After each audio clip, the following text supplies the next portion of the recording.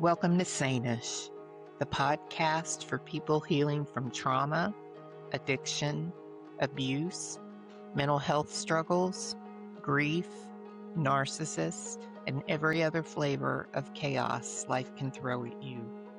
And somehow, still functioning, mostly. I'm your host, Holly Broughton, survivor, truth teller, boundary setter, and proud member of the Still Healing, Still Hilarious Club.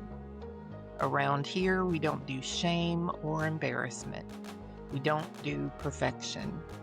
Just real talk, dark humor, hard truths, and a whole lot of hope. Because sanity is overrated. And healing? That shit is messy. This is Sane-ish. Let's get into it. Disclaimer. On the Sane-ish podcast, we discuss personal stories of alcoholism, addiction, mental health, chronic illness, narcissistic abuse, domestic violence, SA, HT, parental alienation, grief, loss, homelessness, as well as many other forms of adversities in life. Our intention is to be inspirational, educational, identifiable, and resourceful. The views and experiences shared are in no way meant to praise or condone any illegal or harmful behavior. This content is for educational purposes only and not intended as professional advice. If you or someone you know is struggling with any of the above, we strongly suggest seeking help from a qualified professional, support service, or hotline related to your specific issue.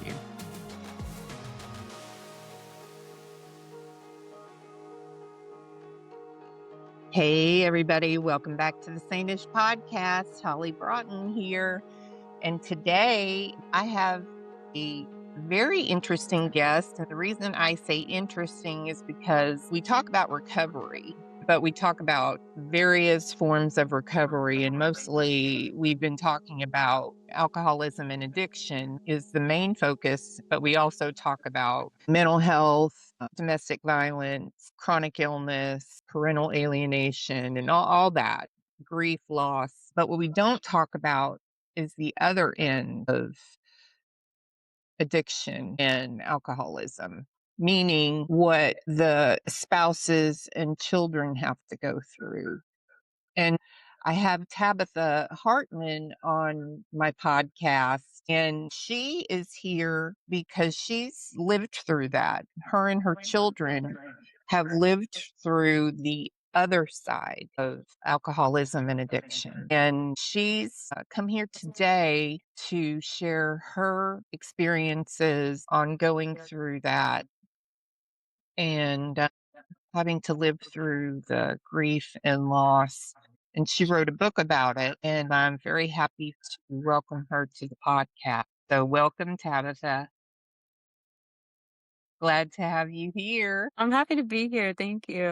Yeah, thank you. I'm so glad that we have you to share how alcoholism and addiction has ripple effects, because I didn't know as an alcoholic and addict how my behavior and my actions, how many people it affected.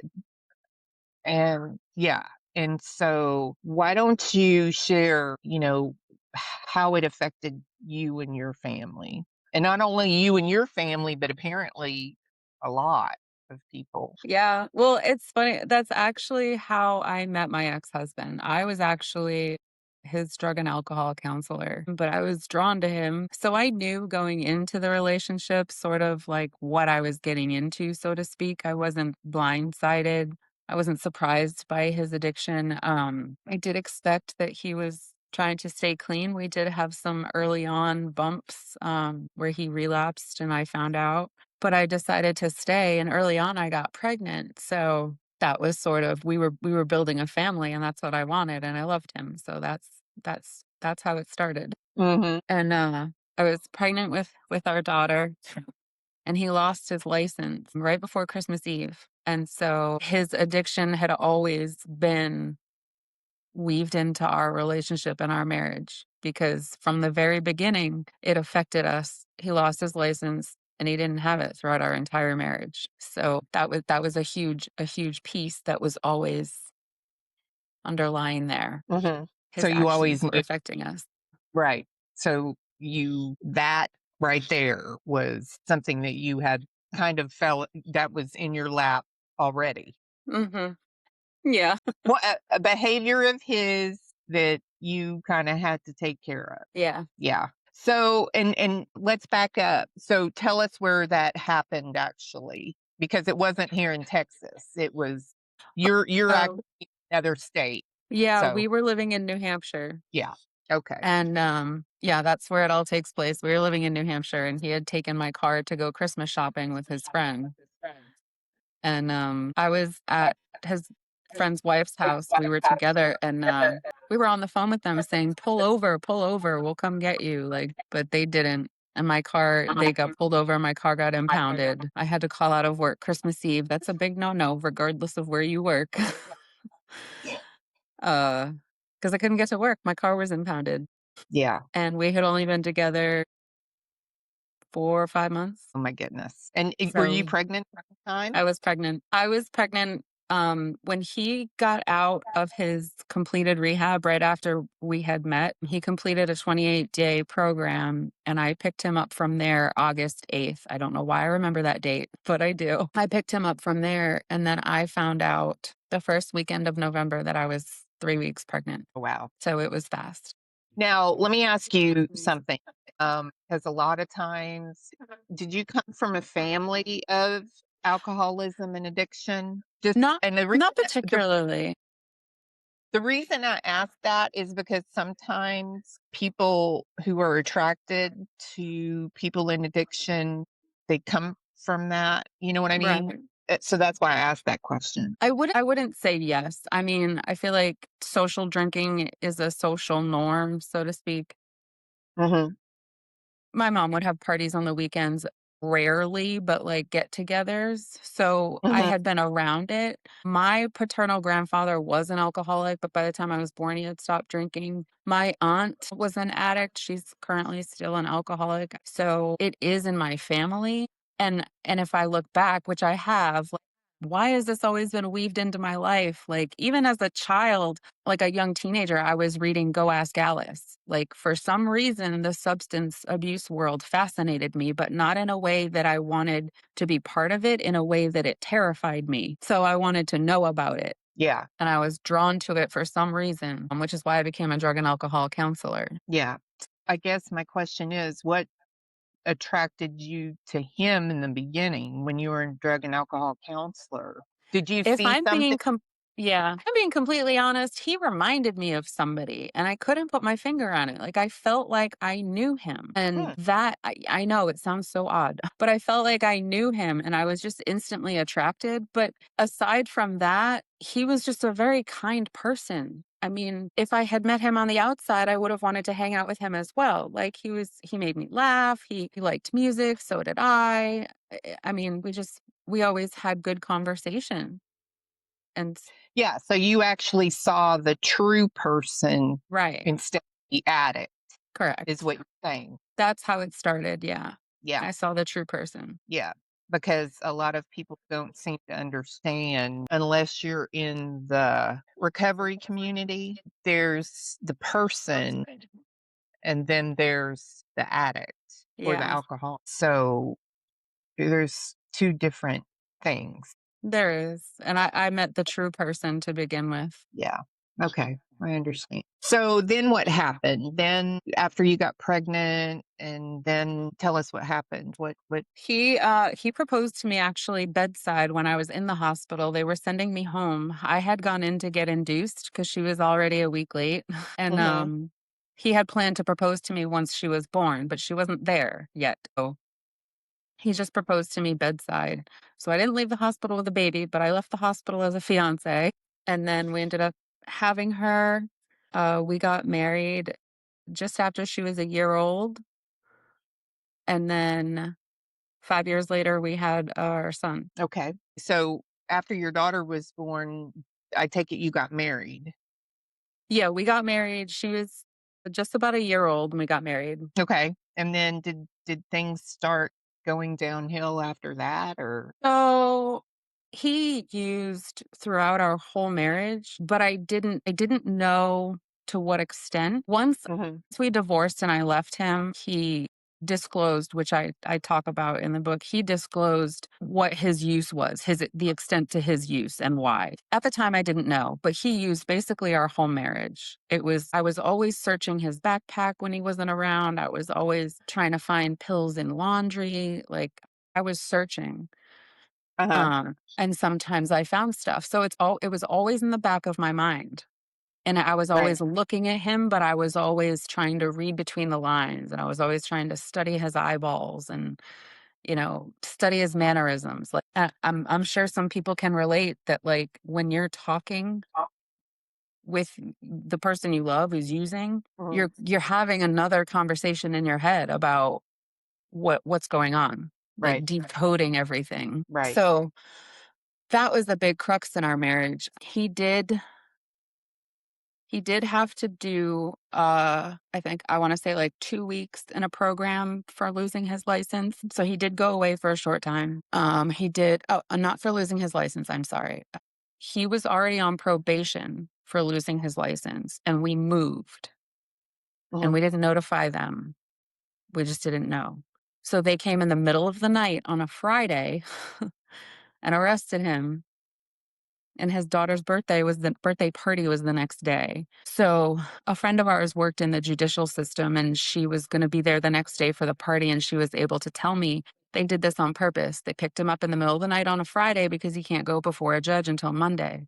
So he's in jail all weekend. So I had to tell his daughter why he wasn't at her birthday party she expected him to be at that day. Right. I had to say that he had to go away for a job or something. She was turning 7, and then because of that, he had to go away and do another week or something. There was a couple of times where he did go away during our relationship, but not ever to, "I wanna get clean, I'm gonna go to rehab." Yeah. Because I didn't he was keeping it quiet, and he did admit later on that he was using Suboxone, so that the tablets, not tablets, but the tabs, I guess, he admitted he was only taking 2 milligrams a day. For me, I don't know what that means, but he was explaining that it just kept his cravings away for the harder opiates, Ugh. for the it kept those cravings away.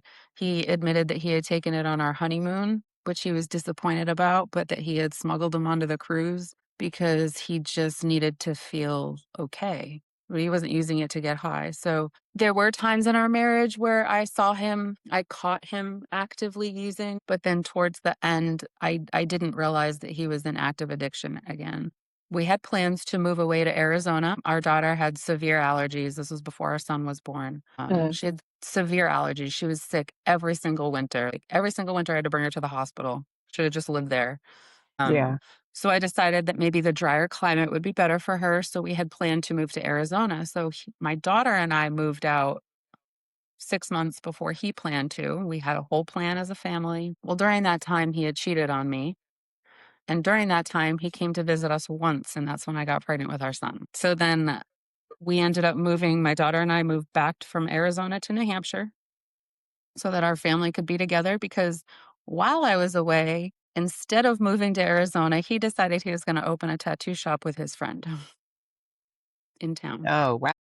So he was living his dream and doing all the drugs, I'm assuming, because while I was away, he was free to live how he wanted Right. without being under my eye. Also, during our marriage, I worked overnights for the majority of it. So that also gave him an opportunity to not have to be under my eye, so to speak. I worked overnights and he was at his tattoo shop all day. So we were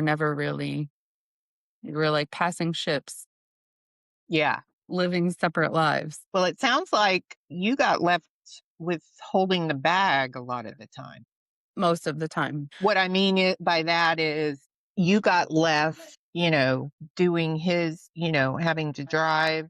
him because he didn't have a license, or having to tell your daughter the bad news, Mhm. or you know what I mean? Like Yeah.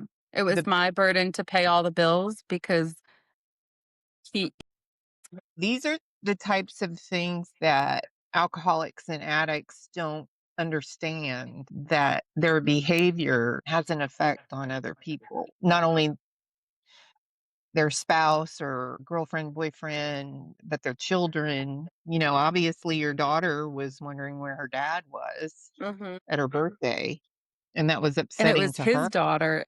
She wasn't even my daughter. It was his Oh, daughter. it was his daughter? It wasn't even your daughter? Oh, I Yeah. see. His daughter was Wow. turning 7 and having a party at our house. I was Oh, pregnant, wow. but, yeah, Got got it. Yeah, so and you had to tell her. Wow. yeah. Okay, so now he's opening a tattoo, or he has opened a tattoo shop. You just moved to Arizona but came back, and he's cheated on.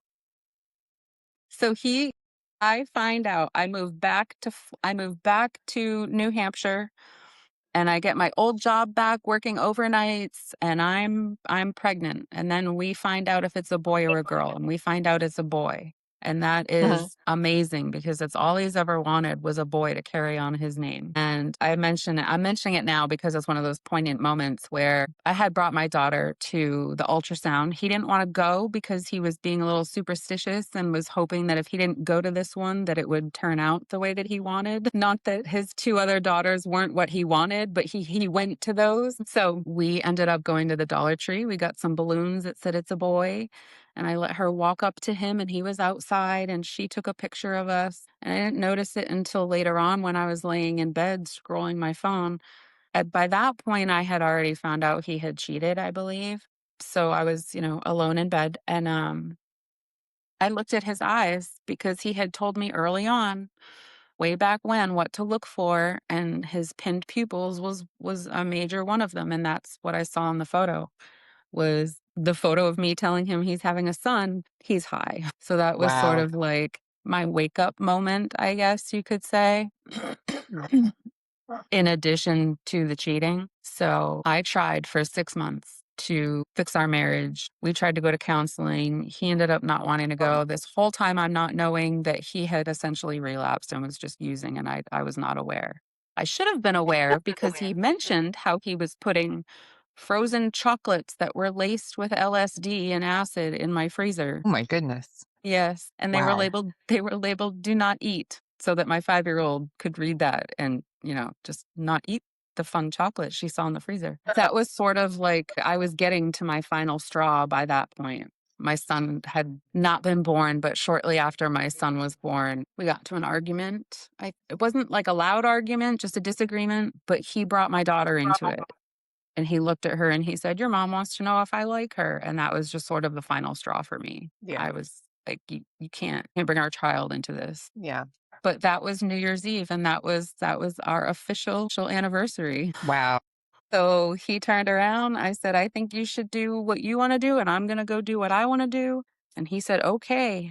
And he left. But before he left his wedding band on his dresser and then went out to a party and left his daughter. So my stepdaughter left her with me and left. Wow. So what was the hardest part of trying to protect your children while also trying to support someone battling addiction? Trying to protect her heart, because as a small child, she didn't understand why once we left, he was so in and out. I mean, even before we left, because I had kicked him out of the apartment we were living in before Mm. I moved. It was only for a short time, probably about a month or so, but he would stay at the tattoo shop. And then, she would say, "Where's daddy? Where's daddy? Why can't he come play?" And so he would start to come play with her for a couple hours a night and then not come back.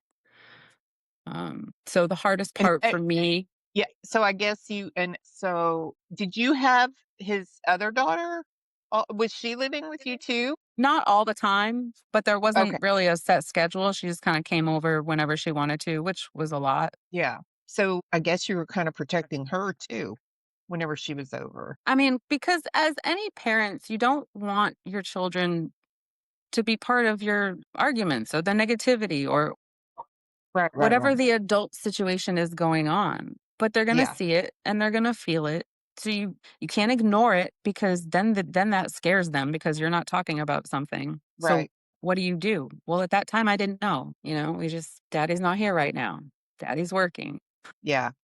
Plus they can't comprehend Right. all of that stuff at that age. It's No. 7 and all that. Well, and at 8 years old, I did tell her I had to tell her that he used drugs because he would call her for, like, a week or so, and they would talk all the time, and then he would fall off the face of the earth.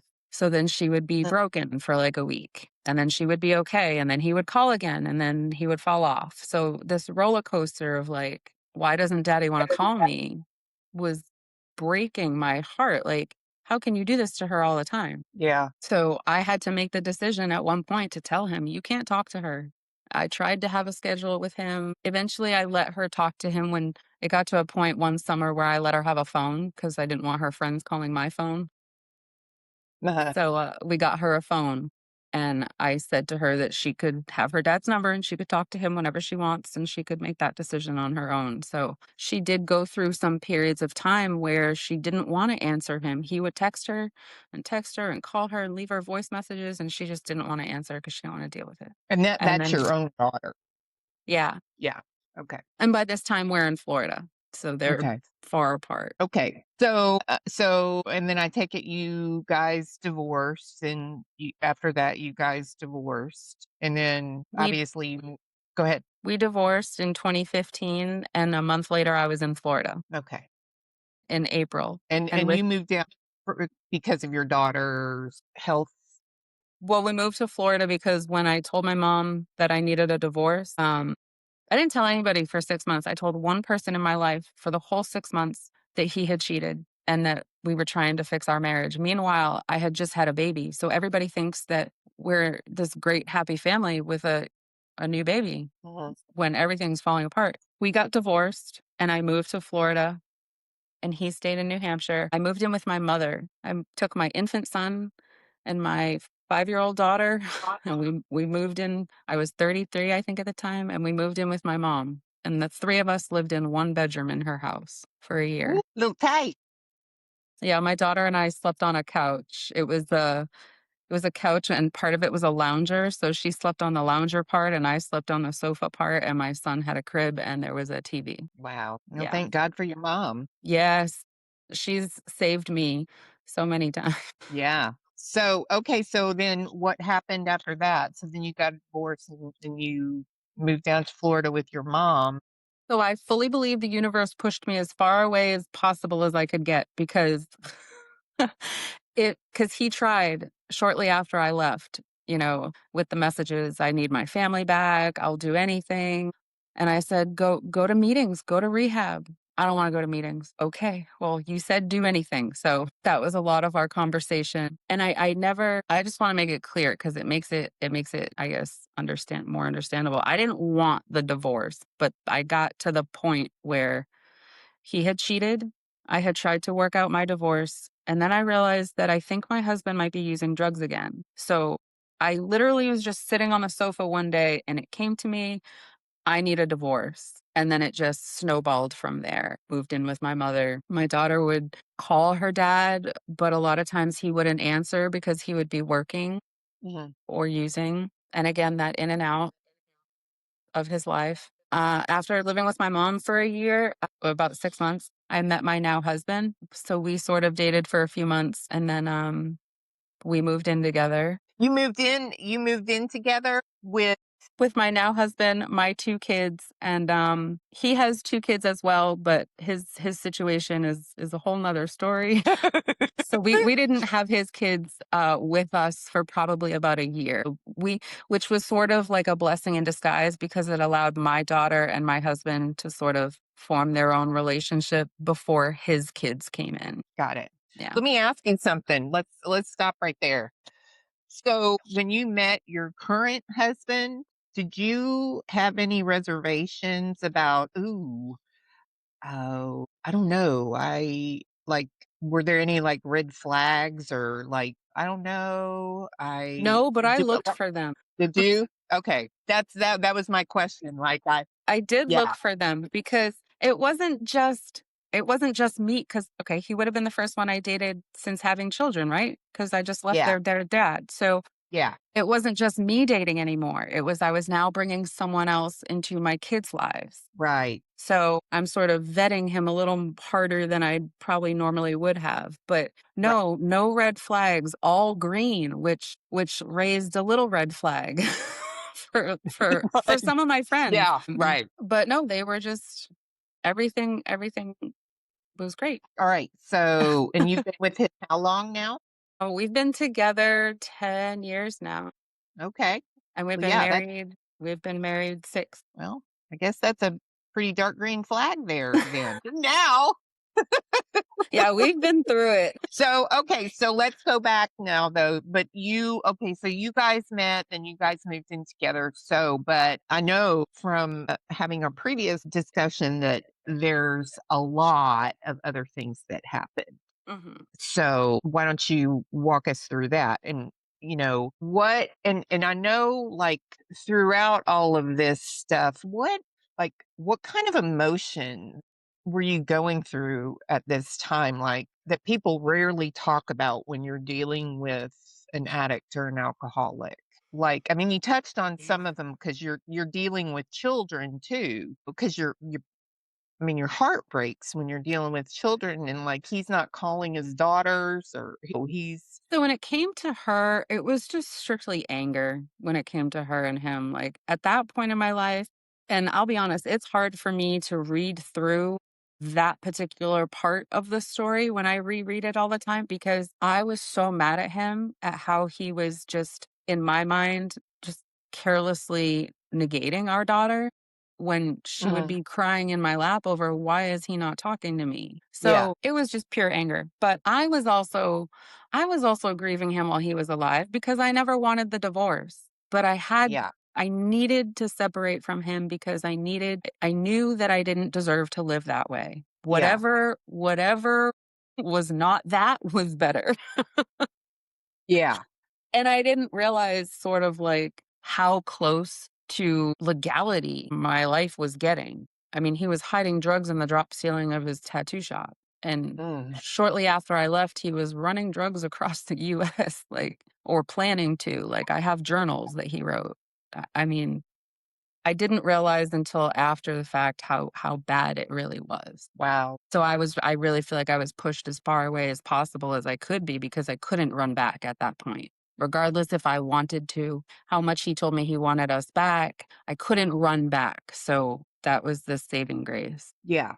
Did you ever do you ever think that he could possibly have been like hiding drugs in your house and Oh yeah, he had them in the freezer. He had them in the God. freezer, Yeah, and you I did don't say that. know where else he would have had them, but for sure in the freezer. But I think mostly it was at his tattoo shop and at his co-owner's apartment as Because well. again, that's carelessly putting you and your Oh yeah. too.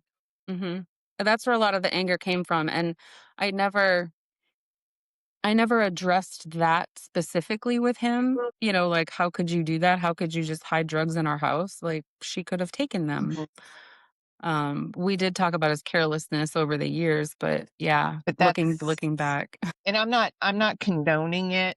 What I'm saying is, when you are an alcoholic or addict, you put alcohol and drugs before anything. Like you put them before your children, you put them before your job, you put them before. And I only know that because I did it myself. So nothing else matters except that, and that's the hold that alcohol and drugs has on you, and it's crazy. And You that's exactly the conversation I had with my 8-year-old. I had to tell Yeah, her that, sometimes daddy takes things that they're called drugs and they're not good for you and they make you feel different and they make you forget things sometimes, but they make him feel good and that's why he likes to take them. So he does. And then sometimes he just takes too many and that's what's more important at that moment. Not that you're not important, but that is what is in front of him at the moment. And that was right. as far as I could take it with her because she was 8. But Right, right. also, I had a hard time having that conversation with her, but I didn't realize she didn't have the comprehension that I did. So I thought it was going to be a devastating conversation. What do you mean my dad does drugs? She had no comprehension of what that meant. Mhm, So it wasn't such a devastating conversation, but it was mhm. one that later on I was glad I had because I was able to say, "Do you remember how I told you dad did drugs? Well, he took too many and his heart stopped." That's Mm, how I had to tell her that he died. wow. Yeah. So, okay, getting to that. That's a nice little segue. Okay, so when you learned that he had overdosed, what's the first thought that went through your mind? I didn't believe that he was dead. Fully believed that he was in a hospital. Um, and then his sister had to tell me that he died. And my first thought was, how am I going to tell my child? That was just, oh, there's a butterfly outside my window. Oh, uh, um, that was my very first thought was, how am I going to tell her? How do you tell a child that? So that was hard. who had his other daughter? I Who was 17. She was with her mom in New Hampshire. Okay. So, who was the most support for you at that time? Who was the Uh, best and who was missing for support? who was missing? Yeah, I just think, I don't know that anybody was missing. I just think that maybe nobody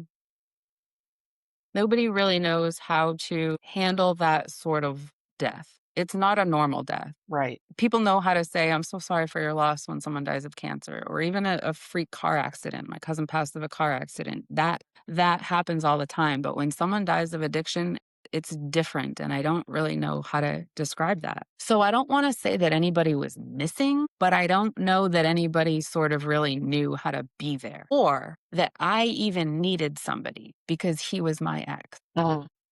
So it was my job to be there for my kids. Yeah, I don't know that anybody ever really thought about that I might need somebody. yeah. So, let's get a little definition to the story. So, how old were your children when he passed? My daughter was 9. Her 10th birthday was 7 days away. So she was about 10 to turn 10, and my son was 4. Okay. So, how did your children process his passing Um, as compared to yours? How did they we didn't tell my son right away because he didn't know.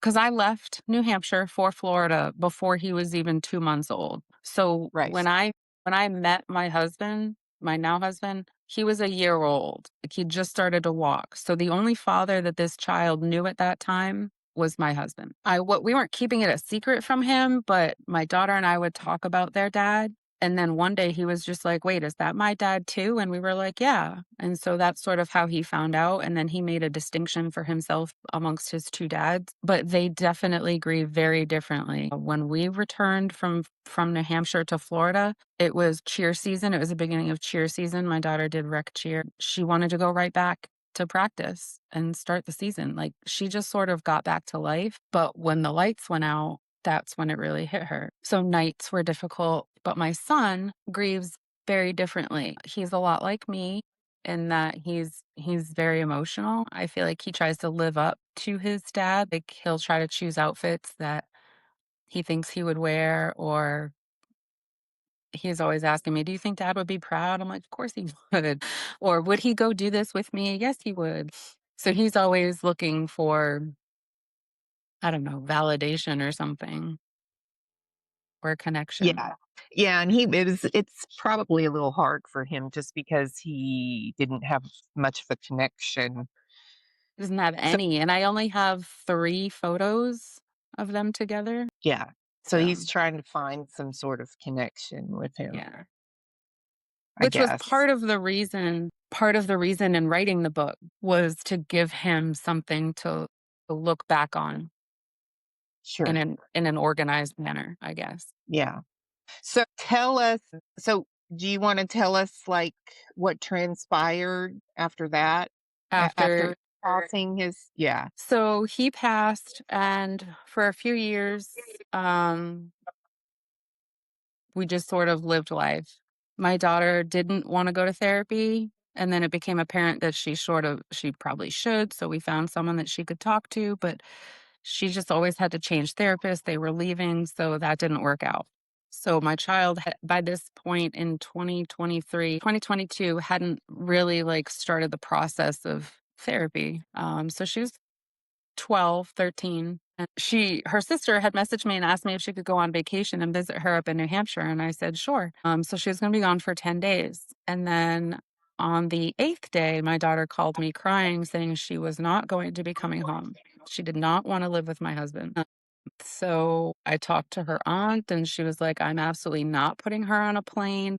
And it was really odd. She kept saying things like, "I just want you guys to be safe." I was like, "What are you talking about safe?" Like, I was blown away. My daughter's on the phone crying to me, telling me she doesn't wanna come home. Um, I had 2 days to decide what I was gonna do, which was either go up there and get my child, or I could just let her stay. Before I made a decision, her aunt had told me, "I registered her for school and I filed for temporary guardianship, so you can't get me on kidnapping charges." I said, "Okay." Now, Um, did all of this come as a like you were T-boned? Like, yeah. okay. I was taking a nap and I was ready to go pick up my child at the airport in 2 days. Yeah. Yeah. I was Like you were blindsided. completely blindsided. Now, I hadn't talked to my child since she had been up there, but that is the norm for us when she goes on vacation. I let her have her time. I don't bombard her with messages. I let her have her time. I'm here. I love Right. her. She knows that. So I didn't talk to her prior to that. But yeah. So I decided that I would let her stay because I felt like it was the better option and she needed to be up there for whatever reason she felt. And I knew that being where she was physically in the place that he grew up. She was going to the schools that he was going to. She was living with his sister. So she was around him, and I knew that that's what she needed, regardless of her reasons. So I wanted to be able to give that to her because if I had gone up and just taken her back home, what would that have solved? And I probably would have created bigger problems. So Mhm. I wanted to be able to give her what I felt like she needed. So I let her stay. And then they pretty much alienated me from my child. Like the aunt slowly stopped giving me updates. She registered her for school. She had a first day of school. I had no idea. She had a graduation. I had no idea. An eighth grade graduation. I had no idea. So, what did you ever find out what the purpose of all of that was? Like, so her sister called, and from what I heard you say, was her sister called and said that she wasn't coming back. Is that right? It was my daughter that called and said that she wasn't coming back, and then her Okay. aunt got on the phone and said, "I'm not putting her on a plane." The reason my daughter said she didn't wanna come home and didn't wanna live with my husband is because she said that he touched me, and I wanted to know what that meant, obviously, so we talked about it for days. He had patted her on the butt, that's what she said, and in what she told me, it's just like you or I would do to our kids, like, "Hey, get out of the way," but she didn't like it, which was completely fine, and I had told him that. So her concerns were valid, but her concerns were old. So everything that she told me bothered her, we had already discussed and had not happened for almost a year. Like, he didn't even high five her for good grades. He had kept his distance. So I felt okay enough in my mom heart that everything she did not like, we had already discussed and I was already aware. So there was nothing new that I needed to be concerned about. Yeah. So I was then okay with letting her stay there. I didn't So know do how you long it was going to be. so do you think that escalated up there, or do Yes. you think this was a whole nother issue? Oh, no. I found out after my child came home and she told me herself. She orchestrated that whole plan all on her own. Nobody up there was involved. Okay. They weren't like in on it. She legit wanted to go visit her sister and she didn't really cook up this plan until shortly before she left. And she kept it all to herself. So the adults up there were valid in their concerns, but then 7 months later, when everything came to a head and turned around, I feel like they felt like they had been duped by a child and were embarrassed. Gotcha. Okay. But do you think all of that was compounded by the loss Oh, and for it was sure. yeah. For sure. It was just it was a combination of just a whole bunch of emotions and grief and Yeah. a whole bunch. Okay. And being a Yep. teenager. But, yeah, that's what I mean. Like, Yeah, on top of all of it. yeah, yeah, yeah. So, how has losing their father shaped your children's idea of addiction or their understanding of addiction? Do you know? Yeah, I feel like at a young age, like at a very young age, at like 10 years old, early on, my daughter was like terrified and would tell her friends, like, no, don't, you can't smoke cigarettes, you can't do any of that kind of stuff. But it opened up the door for us to have a real conversation. Like, I don't do scare tactics. Do you know what I mean? Like, Mhm, I give mhm, my children, look, if you do this, X, Y, and Z could happen. Now go make your decision. Like if you're not educated, then you can't make the right choice. So we had lots of conversations about drugs. What are the different drugs? What do they do to you? What do they make you feel? What do they do to your body?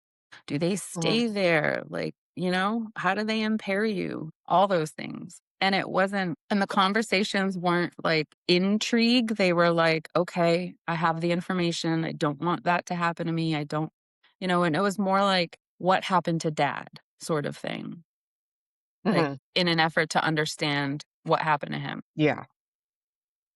So, what concerns do you have for your children when they start, I don't know, asking more difficult questions? I don't know that there's really any difficult questions they could ask because the 7 months that my daughter was away, I became a different person. Like I just don't care anymore. Nothing is off the book. Yeah. I mean, I will tell them stories about their dad that aren't good. I mean, it's all written in here. My 11-year-old is asking me to read him my story of his dad, so he hears the bad parts.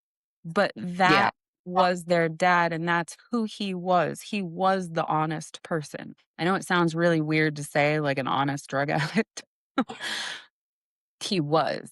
And that was my next question. So, how do you keep their father's memory alive while also being honest about his struggles? But it sounds like that's what you're doing. That's Is just you how it wrote, is. yeah, sounds like you wrote the book, but you're also pretty honest about how you lived. Right. I Now, mean, and I know that that's how he would be as well.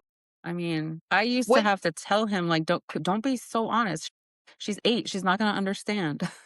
Like Yeah. that's what kind of dad he was. He wanted his kids to have all the information. So, what was his drug of choice, by the way? It was opiates, but it really was anything he could get his hands on. But in the end, when he went back to using is when fentanyl came out and became big. And fentanyl is extremely dangerous. Yeah. Because just a little bit of that dust will it's dangerous. It's dangerous, people. So what would you want other parents facing a similar situation to know? Parents who are parenting kids who have Yeah. yeah. Or who have lost, who have lost a spouse or a boyfriend, girlfriend, or in this situation. It's a hard place to be in, so I'm sorry. I don't know. I mean, it's kinda why I wrote the book because you asked me earlier what I was missing or who was missing. Mhm. And I just kept saying to my husband, "There's no book on this." It was when she was gone. So, I guess I would say that you're not alone. There's other people that are going through it, and it's not shameful to talk about. So, No, it's not, and there are other people going through it because for every addict, yeah. I mean, there's I even tried to search Facebook groups, like, there's nothing specific, and it's so unfortunate because grief from an overdose loss it's different, yeah, and it's not the same as and I know because I lost his mom 7 or 8 months prior to him, we lost his mom, and I sat with her hospice side, and I got him to her bedside from New Hampshire to Florida. But it's not the same. You can't be in a bereavement group with somebody who's you've lost to cancer to someone you've lost to addiction. It's not the same. right. That's a very Because they've done lonely place. they've done that they've done that to themselves, Right. you And know? Yeah. whether it's on purpose or by accident, you Right, know? because, I mean, the bottom line is, I mean, I know that there's the underlying mental health aspect with addiction, absolutely there is, but nobody asks for cancer. There's not something that my mother-in-law could have done or stopped doing, and then her cancer would go away. But there is something that the person using can stop doing to make that go away. Does it go away? No, it doesn't go away. You have to work to manage it. I'm sorry. But there is something that you can physically do to make that go away. But there's not something that a person with cancer can physically stop doing, and then it will just magically go away. Mhm. And that's the difference. Yeah. I mean, I wake up with this every day, but I have to do stuff every day. I have a new level. I've had to read my book a few times since I wrote it, and reading it in physical form is very different than reading it on a screen or living it. But I have a new appreciation, a much more deeper appreciation for his struggles because of his words. And that's why I put them in there. Because when I was living through it, it was really hard for me to see the forest for the trees. Like it was all I could Well, see was you're using and why can't you stop? And this is ridiculous. But reading what he's telling me so many years later, it was a struggle every single day. mhm. And nobody sees it. And the crazy part is it's not even the drug or the alcohol, the problem's up here. Because Right. even if you take the drugs and alcohol away, you're still left with what's up here. Exactly. Yeah. So, but you gotta take that stuff away first so you can work with this Right. up here. And that's hard. Who wants to do that? Nobody wants to do Right. that. Oh, no. Nobody wants to do that. But you have to go through it or it's just there is no other side unless you go through it. That's right. And actually, it's really not that hard, to be honest with you. And it's actually quite liberating, really, is what I've found. I can imagine. It's quite liberating because then you're relieved of all that crap that you really thought was, terrible and and it's not that bad, but some people can't get out. They don't I know. they don't see a way out. So But you don't have to do it alone. I don't have the answers for addicts, but I just know that at least even your loved ones, you can't do it alone. There's just you gotta talk to people. yeah, I mean it's and nobody's alone. They think they are, but that's the problem with the disease is it isolates. It Mhm. isolates you and it makes you think you're the only one and you're It not. isolates your family members and does the same exact thing. Exactly. Exactly. It's a family disease too. Yeah.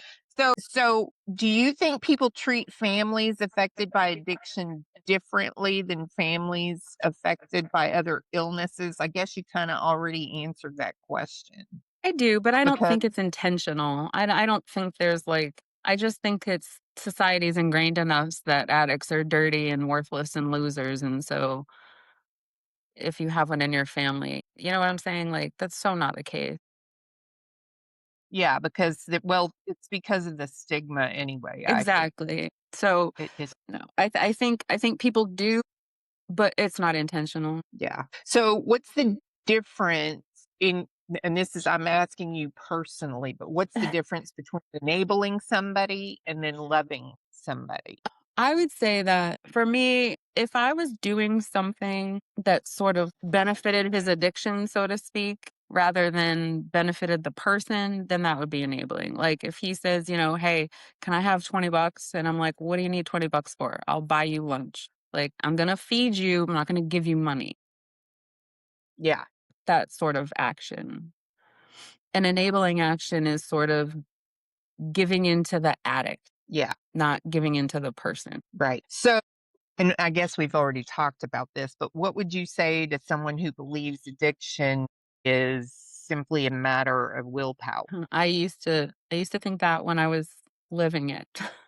But it's not. And I think that's part of the problem in someone trying to get clean and sober is that that's the thought process, is that I should just be able to stop, but I can't. Mhm. So I must be weak. So there's something wrong with me. So I'm just going to keep Right. using. And And it's a then some vicious cycle. yeah, and then some addicts think, "Oh, yeah, I can stop." And then they can't. And then Right. "Oh, I can stop." And then they can't. Right. Right. The truth is they can't. So, have you ever felt, or did he ever blame you for his addiction? He Did he never ever blamed do me. that? Mm-mm. Okay. So, what has this experience taught you about forgiveness? Have you forgiven him? I had to. It took me a long time. It took me a lot longer than I think. I probably thought I forgave him before I actually did. I remember the Mhm. exact moment. I wrote about it. And it's actually so I was up visiting my child in New Hampshire, and we were in a walk in the Flume Gorge. And I'm up there and I'm angry and I'm having an irritated day, but I'm angry that I have to visit my child. And I'm angry that the reason I have to visit my child is his fault. And now I'm back in the state that we used to live in together. So now all those old feelings are coming back because I'm there. And we're walking and I came across a covered bridge and I was irritated. So I said, "You guys go ahead for a minute." And someone carved on the bridge, on the post, they wrote, "Be here." And I was like, "Okay, I'll take this as my sign to take a deep breath and chill the fuck out." So I looked out at the view, and I'm not joking when I say this. And I didn't even really think about it until that Christmas. But so 6 months later, I heard my ex-husband say, "Leave me here, Tad." And I went, "Okay," talking to myself, "Leave me here, leave all the negative crap in the woods. Everything will be fine." I was like, "Okay." I felt like I was crazy at the moment. And I was like, "I'll just agree to this, take a deep breath, and go about my day." So I did.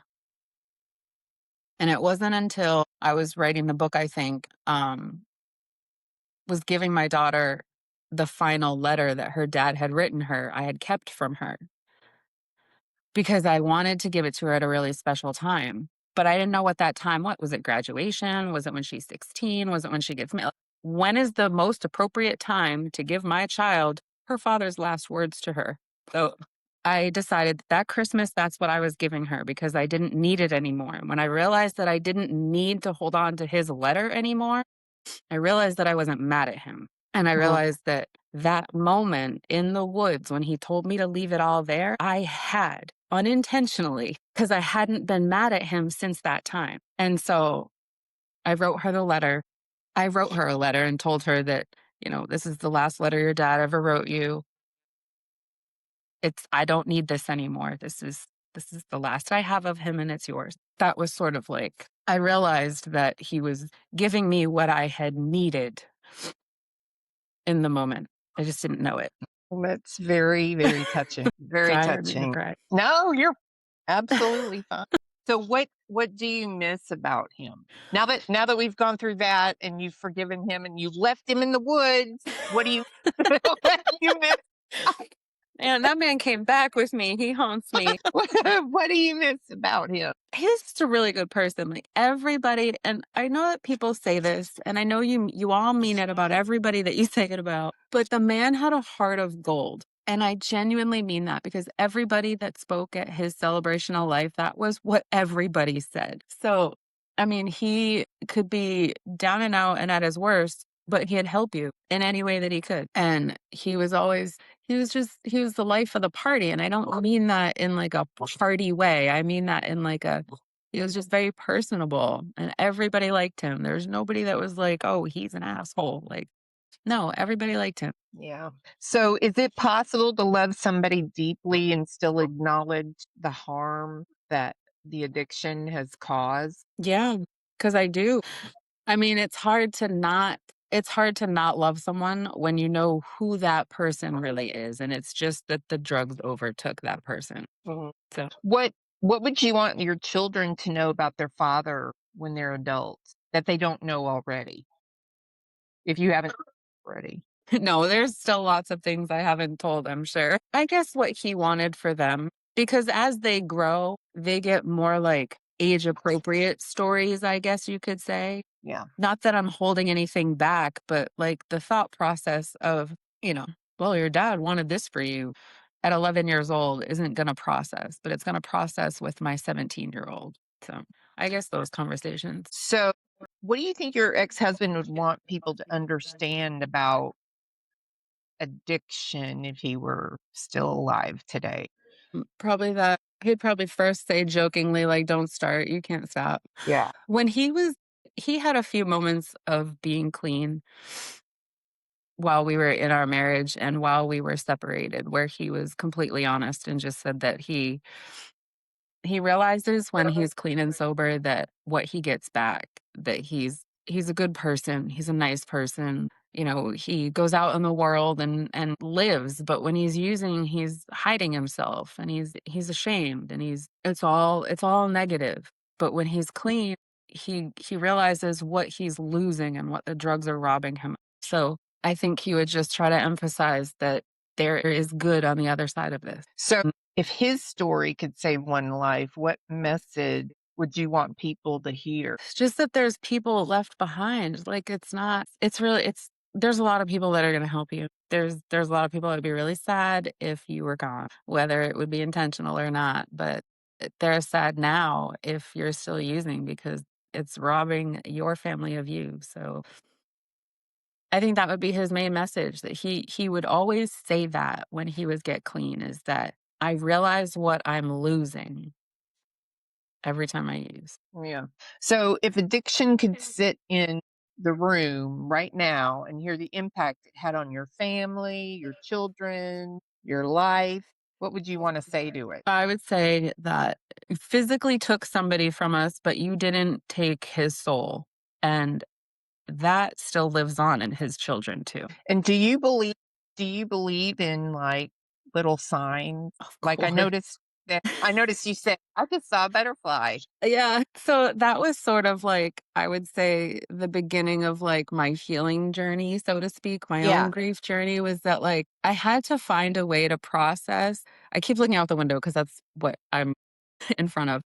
I had to find a way to process his loss so that I could help process my kid. So I started to read a lot of stories about signs and loved ones lost, and it really sort of helped me feel not so alone in parenting her and my son, because I was so angry for so long and I felt like I was doing this by myself and I don't know how to do this. Like, how do you parent a kid who's mad at me because you're gone? Right. So Sure. Okay, so that's part of it, but what does healing look like for you?